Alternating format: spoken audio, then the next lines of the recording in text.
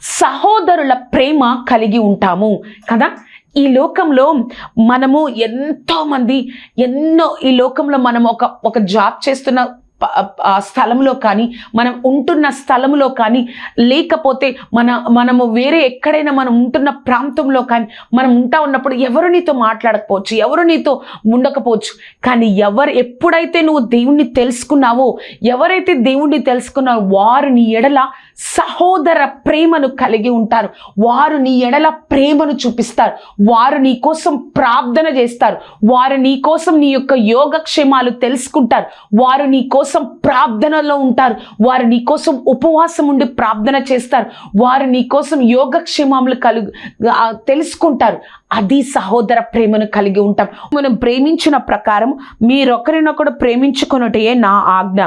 తన స్నేహితుల కొరకు తన ప్రాణం పెట్టు వాని కంటే ఎక్కువైన